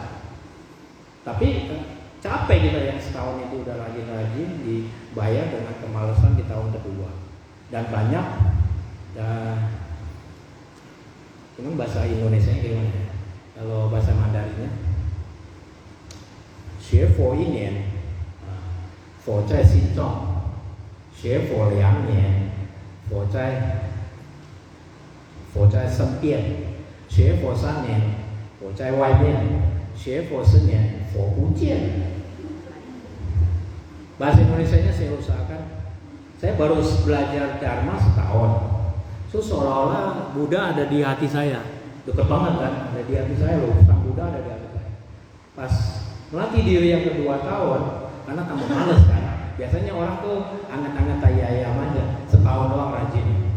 Tahun kedua udah males, suruh datang wiyara alasan mulu, suruh bantu ini, nggak ada waktu lah, suruh berdana, rugi ya.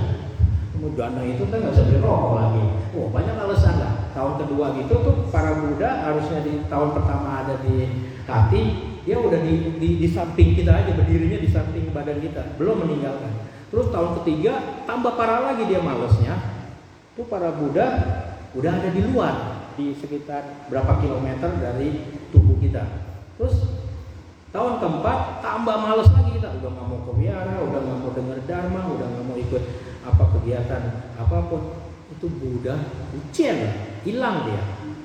Dan kalau sang Buddha itu bisa ngomong di dalam hati kalian, dia bisa ngomong, ya ini umat tahun pertama doang rajin nyebut nama saya terus, namo Buddhaya, namo Sakyamuni Buddha, namo Sakyamuni Buddha, Om rajin tahun pertama.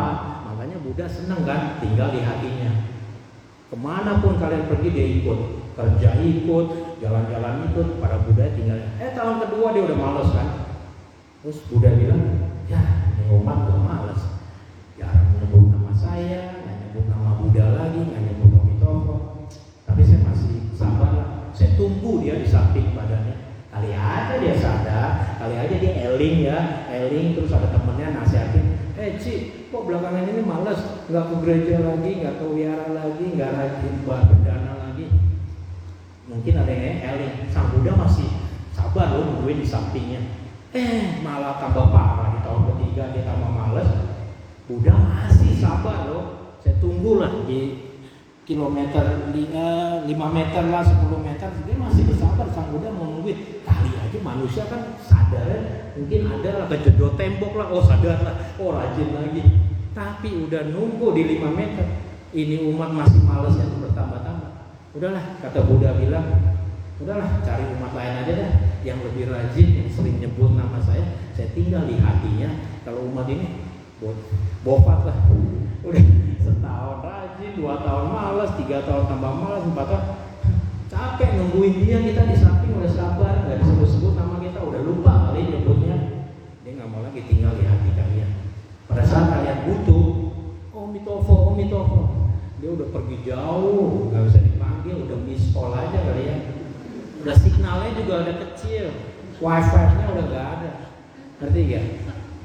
Jadi seperti itulah pelatihan diri juga begitu. Harusnya tahun pertama tambah rajin, tahun kedua tambah rajin, tahun ketiga lebih rajin, tahun keempat ngebut suhu, jalan tol, nggak peduli mau apa, suhu belum panggil saya udah datang, suhu belum telepon, suhu belum telepon, kok udah di sini. Kali-kali aja suhu ada buru bantuan, buru bersih-bersih. Wah, ini kalau ada umat kayak gini 10 aja. Ini biar bisa bersih, belum ditelepon udah datang nyari kerjaan. Karena udah rajin kan, karena kalian udah sadar berbuat baik mesti dicari sendiri kan. Jangan nunggu telepon. Sunnah nggak ada telepon, kapan saya berbuat baiknya? Masa nunggu telepon? Kalian kan bisa ya tanya, minggu ini ada yang mau dibersihin nggak atau apa, mau dirapi-rapi? Ada sih, cuma nggak enak kan manggil kalian, takut sibuk. Enggak, saya lagi ada waktu. Kapan sore? Gitu. Kan itu inisiatif ya. Berbuat baik kan mesti inisiatif, jangan nunggu orang kasih. Karena kita juga kadang nggak enak hati kan. Mau panggil kalian dan sering datang ke wihara, kalian kan rumah tangga, punya anak, punya cucu, punya tanggung jawab. Nah, biku-biku yang di wihara malu, nggak enak manggil kalian, kerjain aja sendiri. Di wihara emang kerjaan juga banyak dan habisnya. Tapi kalau kalian mau berbakti, mau terus menanamkan, itu tinggal kaliannya ya. Cuman itu juga nggak dipaksa ya. Kerelaan kalian ada waktu, bisa bantu setengah jam oke, 1 jam oke, 5 menit juga oke. Jadi semua itu peluang kalian untuk berbuat baik. Jadi kalau di Fowangsan ya, saya sharing, Fowangsan punya, kita ada 4 semangat pelayanan Fowangsan, 4 semangat, 4 konsep semangat pelayanan. 1, saya ngomong 3 bahasa ya. 3, Karen Kwans, give people happiness. Selalu berusaha memberikan orang kebahagiaan. Selalu ya berusaha memberikan orang kebahagiaan. Siapapun yang kenal, yang tidak kenal, nanti kita keluar ketemu tukang parkir atau yang kenal, berusaha beri dia kebahagiaan. Itu 1. 3, Karen Sin, give people faith. Beri orang kepercayaan. Berusaha selalu berikan orang itu kepercayaan. Jangan dituding-tuding. Wah, ini tukang parkir kayaknya berbelokan itu, tahu ntar nyolong lagi, ntar mobil saya taruh sini digores-gores, ntar mobil saya bisa ditusuk. Waduh, mikirnya negatif. Belum tentu loh dia tukang parkir biar bertatoan kali aja udah insaf. Ngapain mikir? Kasih dia kepercayaan. Bagus lah tukang parkir, mobil kita aman parkir sini.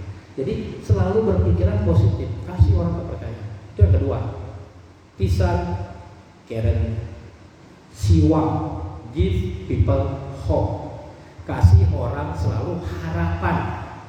Beri dia selalu harapan. Misalnya hari ini dia udah kita undang, kita ajarin masih belum bisa. Kasih dia harapan, besok mungkin dia bisa.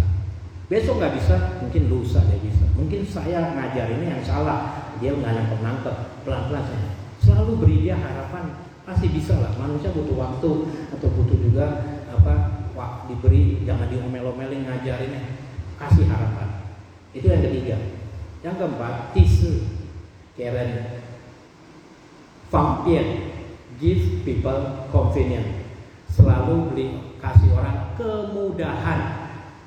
Jangan dipersulit. Ada umat baru atau orang mau nanya alamat malah disalah-salahin. Udah jangan nanya-nanya mulu, cerewet nih acil.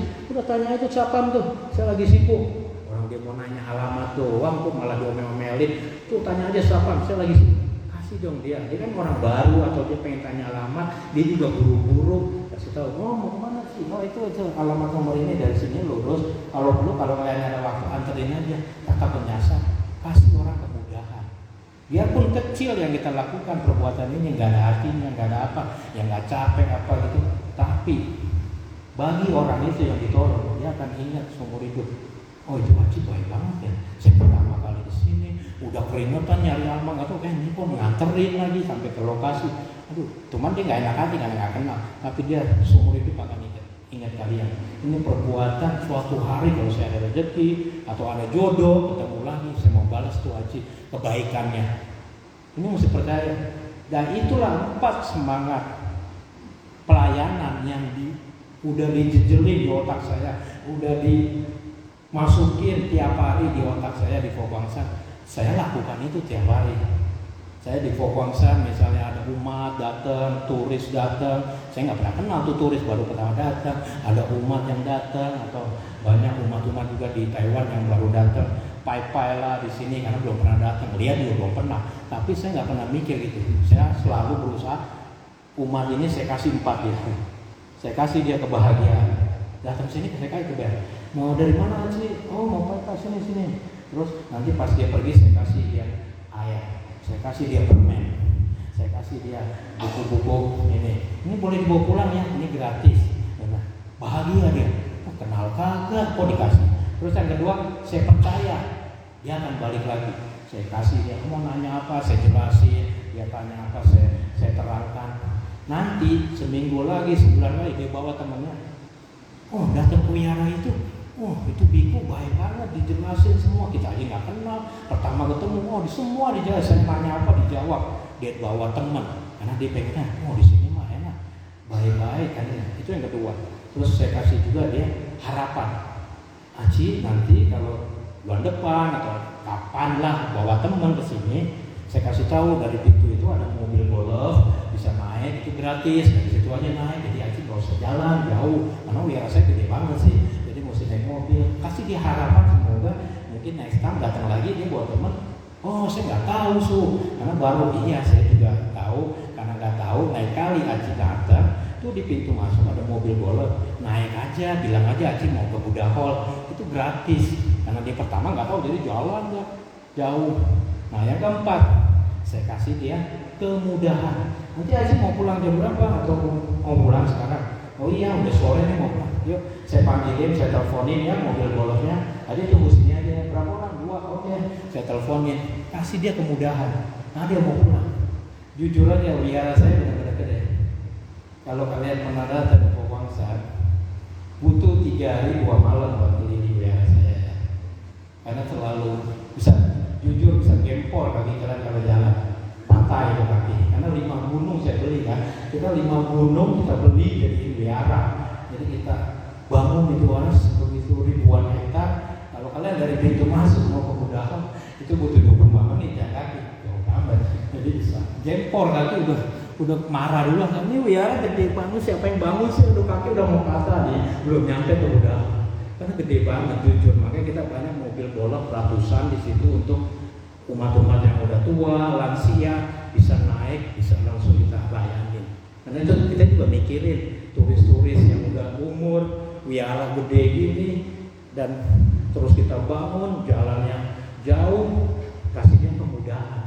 Kita bangun wihara bukan kasih orang kesusahan, biar dia datang sini bahagia, oh bagus, bersih, foto-foto, terus dia percaya nanti dia mau bawa temannya lagi. Terus yang ketiga dikasih harapan, baru datang aja tangan kosong, pulang tuh tangannya sibuk, ini bawa tentengan, karena di Fobangsan jujur saya berani jamin kalau kalian datang ke Fobangsan, biarpun datang pertama kali kalian jangan bawa apa-apa, tangan kosong aja. Kalau perlu bawa anak, nanti dikasih banyak oleh-oleh ya, dikasih buah, dikasih air, dikasih souvenir ini, terus dikasih kertas, ada apa, dikasih apa kayak kertas model ini Fobangsan punya, terus dikasih banyak buku-buku Dharma. Wah, banyak amat ngasihnya. Nah, ini kita mah free, boleh bawa pulang. Kalian sibuk tuh, datang tangan kosong pulang, banyak banget ini. Itulah Fobangsan. Karena master sini banyak orang bertanya, Master, kok bisa bangun wihara sebesar ini, terus punya cabang di 5 benua, 350 cabang di 5 benua. Itu bagaimana caranya untuk bisa bikin? Dia jawabannya cuma satu. Rahasianya untuk menciptakan semuanya. Give, beri, bukan meminta. Kalau meminta kan tangannya di bawah ya. Kalau memberi kan tangannya di atas. Betul kan? Ada orang minta-minta, kita kasih. Tangan kita di atas. Kita nggak pernah meminta, selalu memberi. Dan memberi itu jangan kalian langsung larinya, kan nggak punya duit kita ya orang miskin ya cukup. Beri itu bukan selalu materi. Keluar rumah beri dong, orang senyuman, sapa, pagi om, pagi cek, pagi kok, berangkat dulu ya pagi, beri, teguran, beri, sopan santun, kayaknya dihargai orang, itu satu beri, selalu memberi, sehari, 2 hari, seminggu itu engkau dipanggil gitu, dia senang amat, itu tetangga yang ketemu negor terus ya, kalau sering kita kasih itu dia senang loh, nanti kapan-kapan dia udah akrab kan, yang awalnya nggak akrab, ya kesannya so akrab, ya pelan-pelan kita tegur seminggu 2 minggu bisa jadi tetangga baik loh. Karena kita tiap hari sama orang, kita nggak mau nyakitin dia, dan saya juga nggak mau cari masalah sama dia. Saya hanya mau memberi senyum, memberi ucapan, cuma gampang kan? Kok selamat pagi, ya biar hari ini tambah bahagia ya, yuk kerja. Ngomongnya simpel aja, tiap hari aja diomongin untuk borak-borak. Lihat hasilnya, karma baiknya tuh akan luar biasa. Dalam waktu sebulan, tanpa kalian sadari, kalian ngomong kata kalian itu diulang, besok lagi, lusa, minggu depan, minggu kedua, sampai sebulan, itu engkau mungkin akan mampir. Lagi libur ya, ini ada sedikit lah oleh-oleh atau buah. Aduh, jangan repot-repot. Dia nggak enak hati, tiap hari ditegur mulu, sampai sebulan ditegur mulu, baru buka pintu tegur. Kok mau berangkat ya? Hati-hati ya ntar kerja. Dia kagak enak hati kasih buah tuh. Boleh buktiin ya, praktekin aja ya. Tapi jangan nunggu, suruh bilang sebulan nih kalau datang nih buah. Belum tentu. Tinggal ketulusan kalian negor orang, jangan pura-pura kayak mukanya mesem, tapi negara itu mesti yang tulus, ada senyuman. Cuman emang kendalanya nih, kita pakai masker ya, nggak kelihatan senyumnya. Ini juga kendala nih ya. Ini corona emang bikin ganggu kita berbuat baik ya. Mau berbuat baik kita, dia nggak pernah senyum tuh, makanya doang deh. Nah, ini juga emang masalah. Mungkin kalau kalian mau ya, mau negor itu buka dulu, habis negor pakai lagi, biar dia lihat senyum kita lah, biar kita. Jadi artinya yang saya mau ya sampai Fowangsan hanya satu rahasianya bisa dong. Selalu memberi. Dan kita di Fowangsan juga bisa dibuktiin, kita nggak pernah minta sama pemerintah kasih sepeser pun, kita juga nggak mau duit pemerintah. Kita selalu nyumbang kasih pemerintah, dan kita juga bangun juga duit sendiri, nggak pernah minta subsidi, nggak beli tanah beli sini. Jadi pemerintah kadang malu lagi.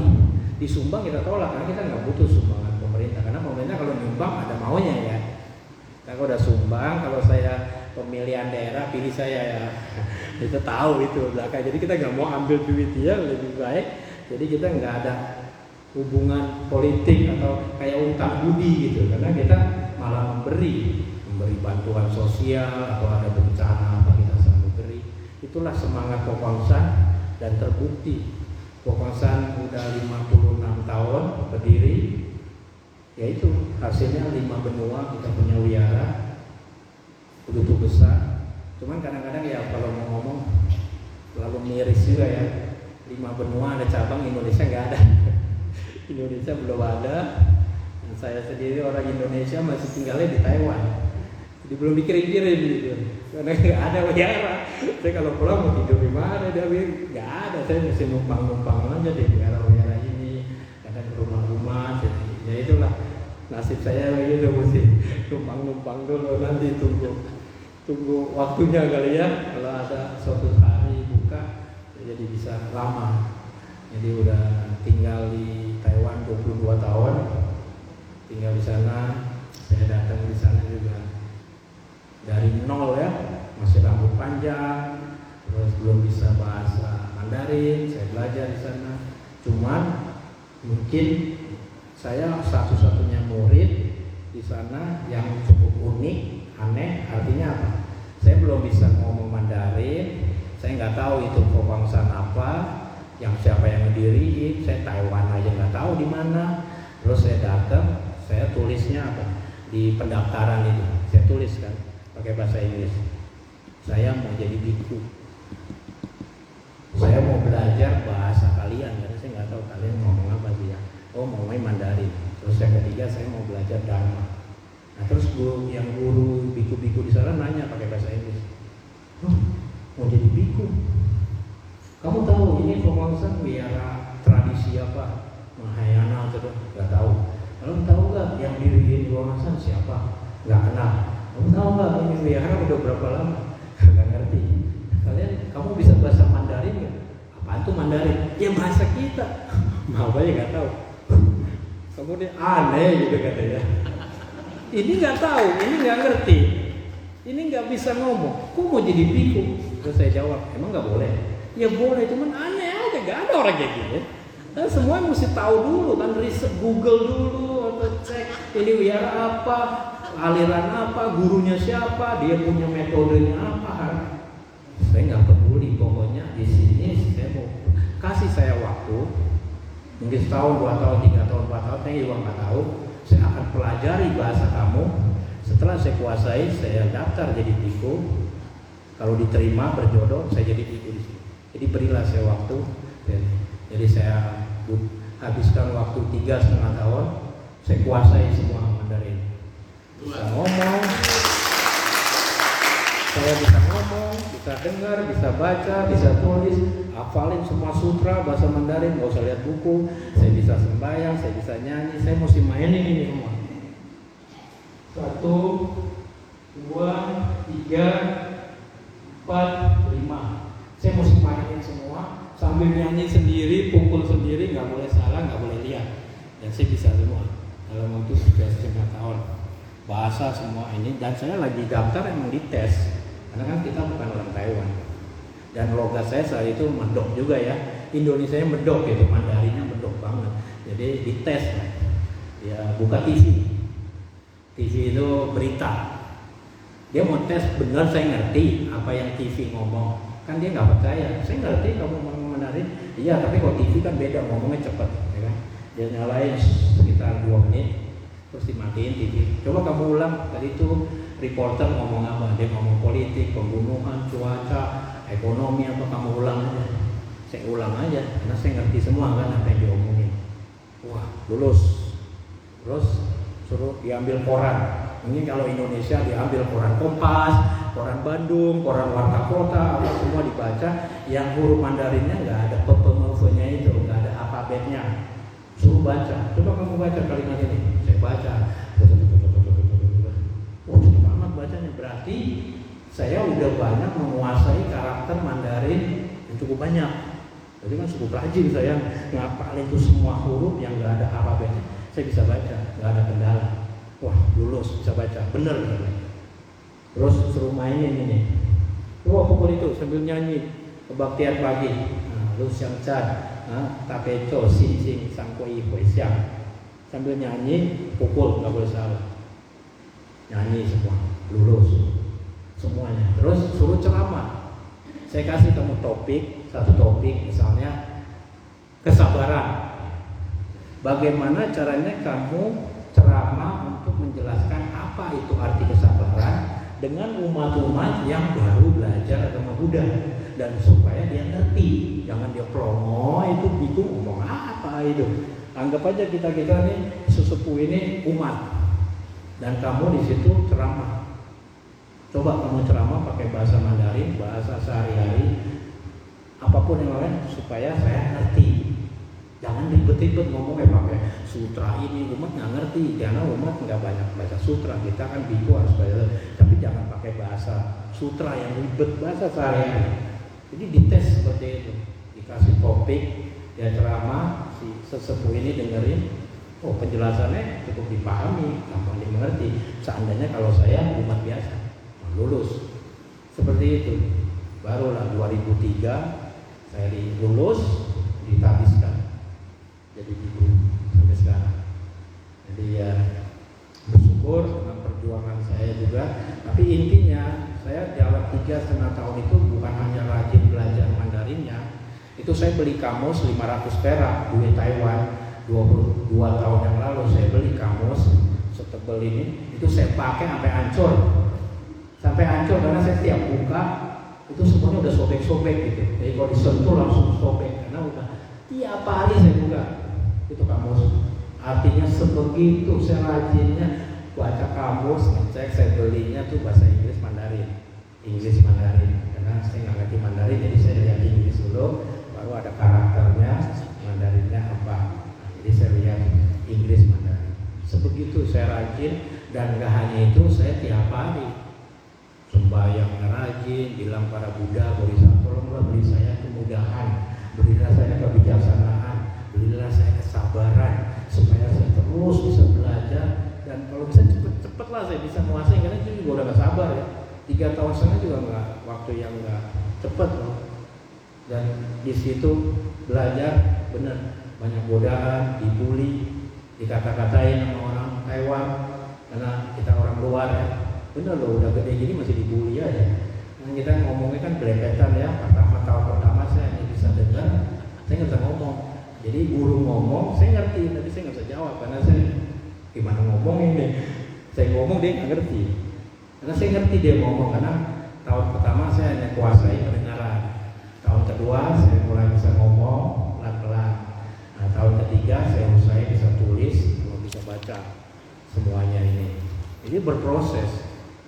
Ya, bukannya instan langsung, wow langsung bisa. Tapi itulah ketekunan saya. Saya juga nggak hanya rajin belajarnya, saya rajin sembahyangnya, meditasinya, namaskaranya, karena saya yakin para Buddha akan lihat ada bahasa Mandarinnya,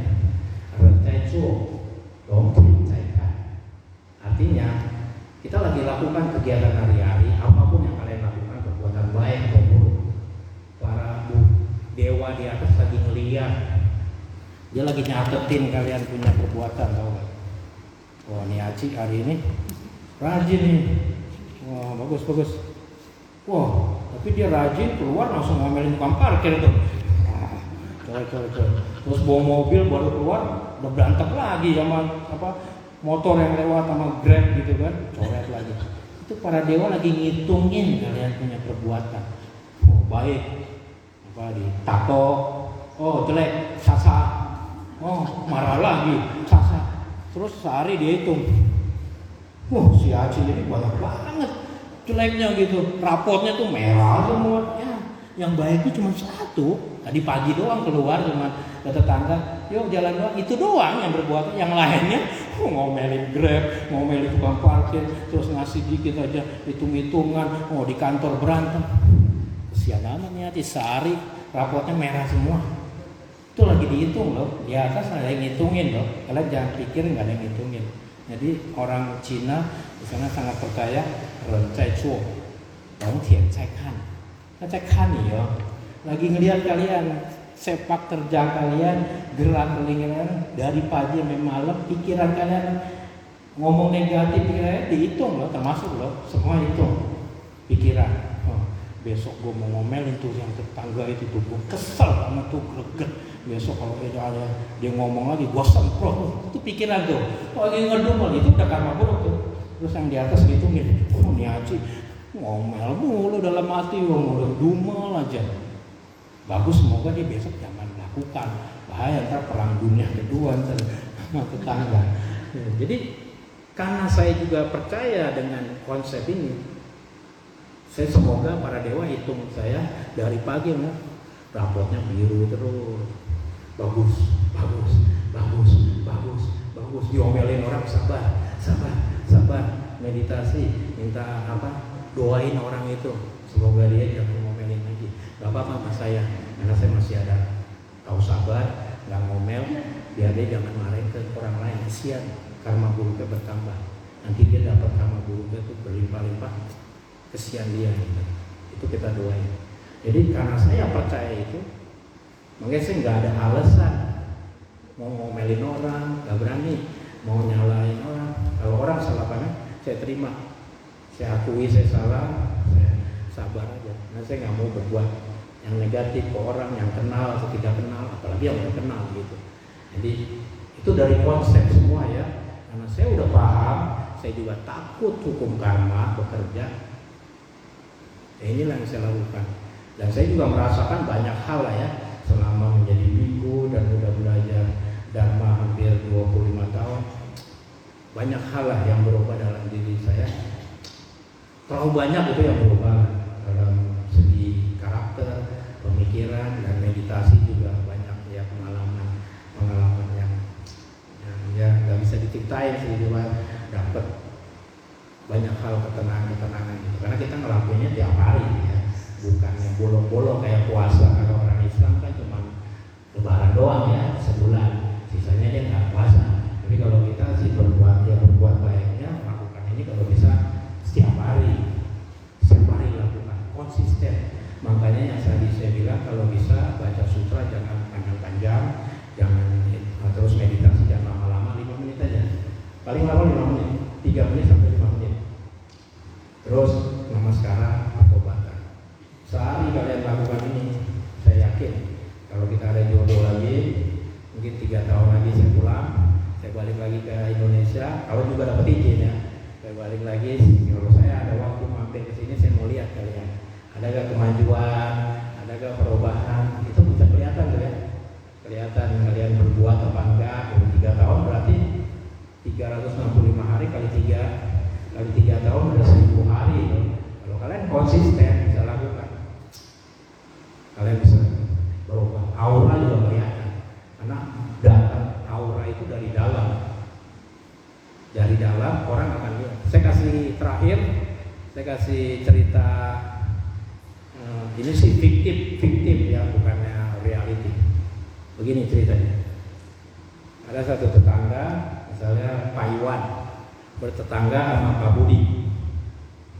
Istrinya Pak Iwan, dia berseberangan, ini ada jalan ya, komplek lah ya, jadi bertetangganya tuh berhadapan. Nah istrinya Pak Iwan selalu melihat Pak Budi dan istrinya nyuci baju. Pak Iwan ini istrinya di dalam rumah, dia lihat lewat kaca, terus lihat ke tetangga sebelah yang di depan. Itu istrinya Iwan selalu dari hari Senin, dari pagi ngomel mulu.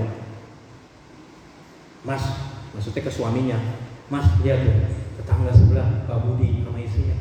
Greges saya, ini ngeliat cucian tuh kotor begitu, dia nggak bisa nyuci apa. Saya pengen ajarin banget tuh nyuci, goblok deh tuh. Suaminya mau kerja, mobil kotor itu aja dibawa terus. Itu benar-benar otaknya sakit kan.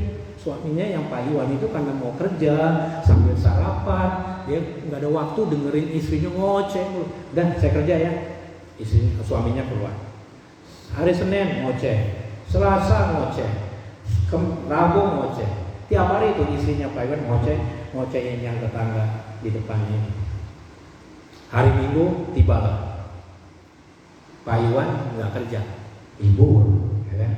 Istrinya Pak Iwan karena dia ibu rumah tangga, tiap hari ngurusin rumah, capean kan? Tidur kesiangan dia, sampai nggak bikin sarapan buat suaminya. Tapi nggak apa-apa, karena libur kan, suami libur, nggak bikin sarapan nggak apa-apa. Suaminya juga baik kan, tinggal bikin ceplok telur, roti, ngopi udah bisa kan, libur santai.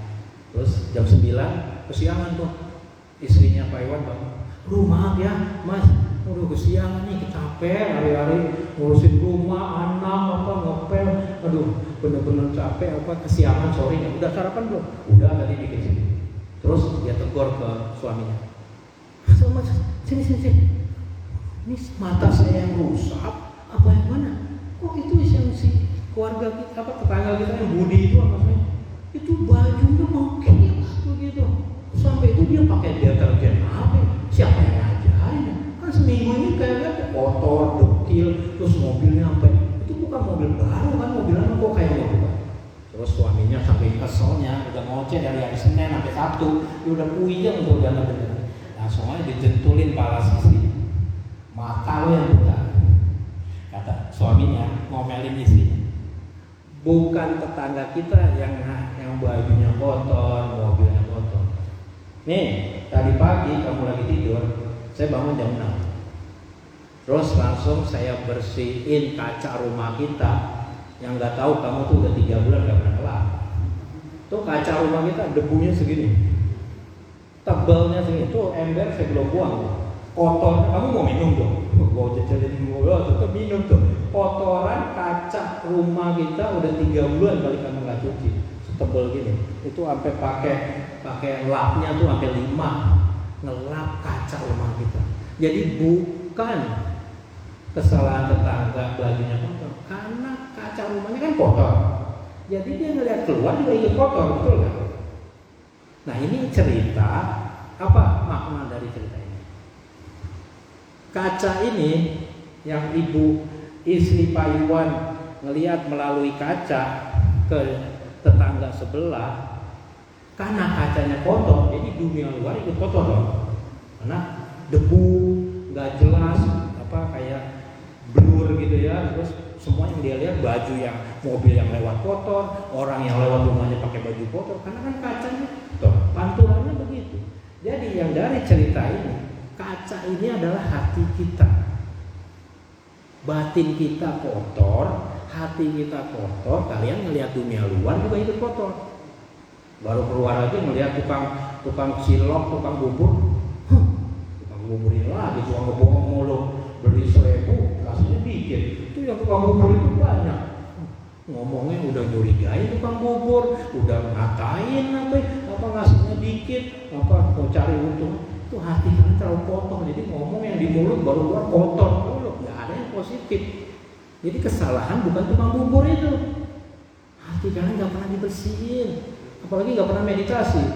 Oh, udah 5 tahun, 10 tahun, itu kayak si ibu istri Iwan itu tuh kotorannya tuh udah setebal gini, jadi ngeliat duniawi keluar nggak pernah lihat bersih, ngeliat orang selalu curiga, ngeliat ini selalu ngomel, ngeliat si Aci ini greget nih, ini lagi datang lagi.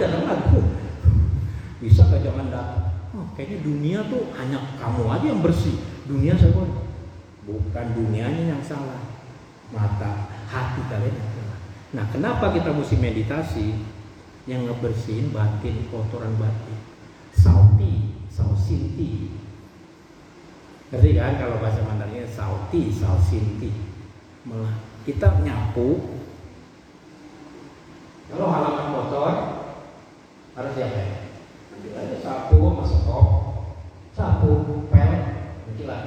Kita tahu itu di luar diri kita, dunia luar kotor, kita ambil sapu, ambil pengki, kita pel, bersih.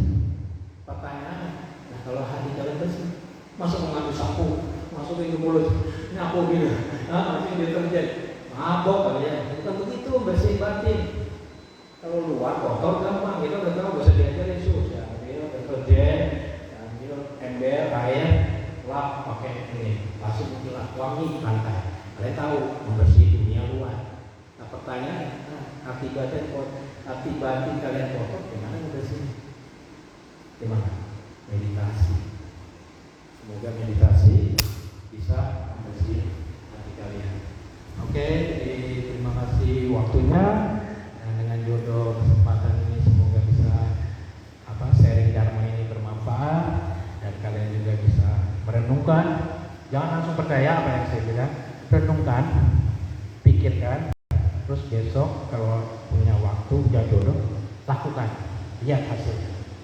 Karena saya udah lakukan lama, karena saya juga merasakan hasilnya, jadi saya tetap konsisten, hanya berbagi ke kalian. Kalau kalian merasa baik, bermanfaat, pikirin dulu, jangan langsung kerja, pikirin, renungin, masuk akal nggak ya? Kayaknya ini, terus praktekkan sehari-hari. Kita lihat hasilnya setahun, 2 tahun, pasti ada perubahan yang positif. Ya, terima kasih. Nah, budaya.